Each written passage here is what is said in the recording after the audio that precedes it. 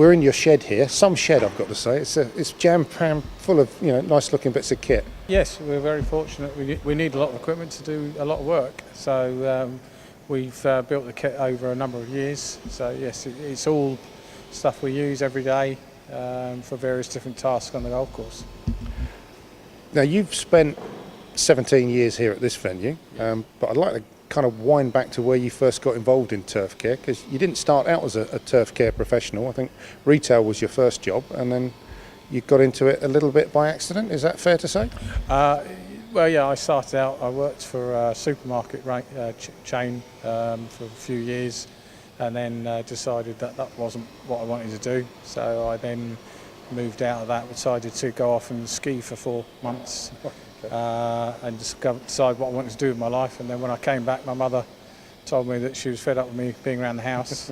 So I had to go and get an education. So she said to me that she contacted the local college, and they basically sent her what was left. There was thatching and greenkeeping, and I didn't fancy standing on a roof, so I chose greenkeeping. So thatching's loss is greenkeeping's gain then? Something like that, yeah. After you finished your education side of things, formal education shall we call it, where did you go next? Moved around different golf courses, trying just slowly get my knowledge and experience. Ended up at Shrivenham Park Golf Course down near Swindon. And from there I was offered the opportunity to go for a seasonal job at Loch Lomond. Wow. So I went for that and then spent 5 years there before coming here. So what did you pick up at Loch Lomond in terms of your education? I know you found your wife there, but professionally what did you find? I think Loch Lomond taught me about high standards in the golfing industry. They were very much on the forefront of how things should be done. Not say how they were done, but how they should be done. I had a very good mentor, Ken Seams, who taught me a huge amount about the golfing industry and what it's all about and what we should and shouldn't be doing. Yeah, that's what I've taken that forward myself, I suppose. And your role at Loch Lomond when you left there was what? I was the first assistant when I left there. And then came here as the head greenkeeper of the East course. So what attracted you to this particular venue? Because it was still relatively new then, I guess. Not more than 10 years old, was it? Yeah, it was. I was, I suppose, technical terms, poached.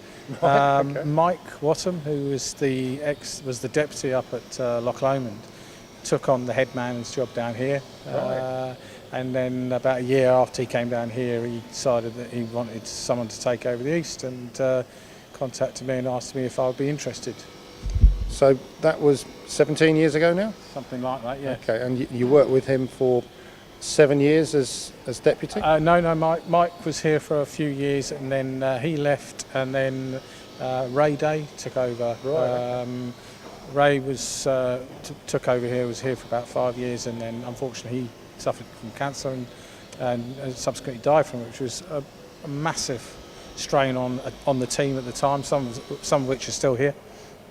Yeah, we've sort of I took on the role. Big shoes to fill, I have to say, from such a loud and experienced person.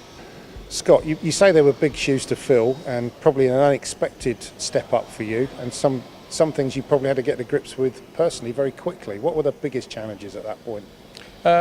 Dealing in a different way with the staff. I think from the fact that when you're the deputy, I think you approach your team slightly different to when you're the head man.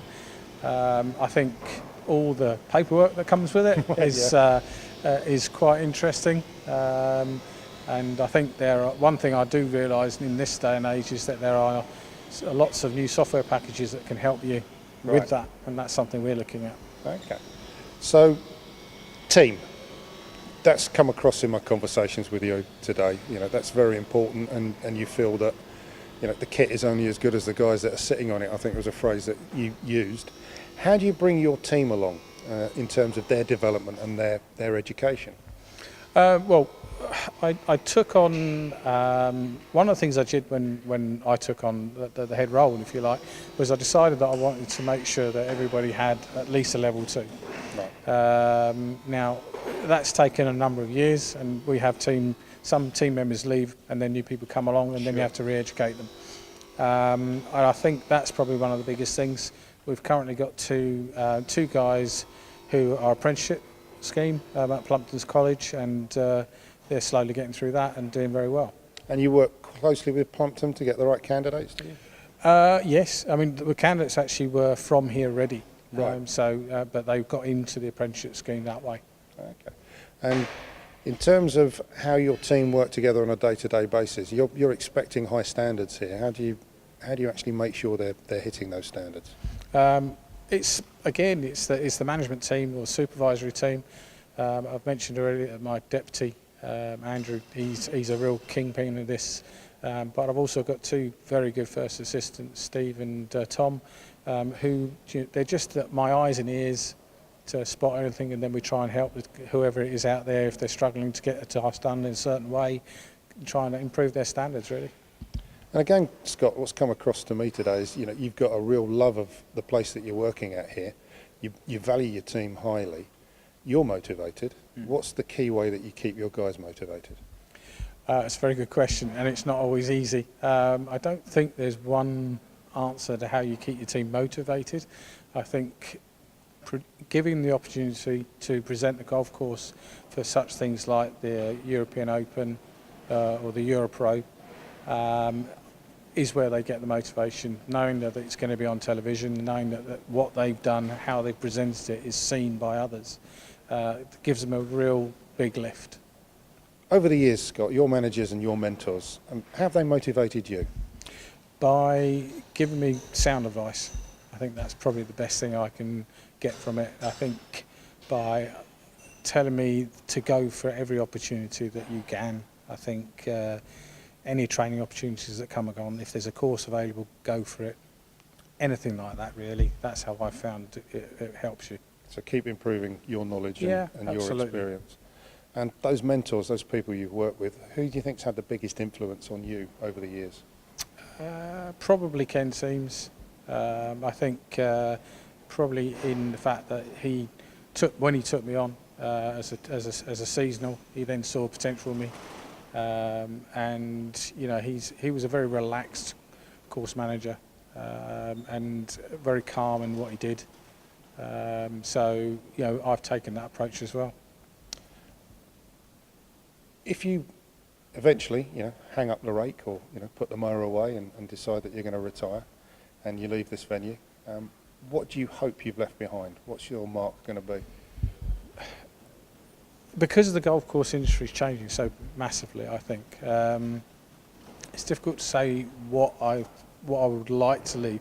I'd like to leave it so that the next person who picks up hasn't as many challenges as I've had, so that they can take the golf course forward and just sustain it and maintain it for the amount of play that we get nowadays.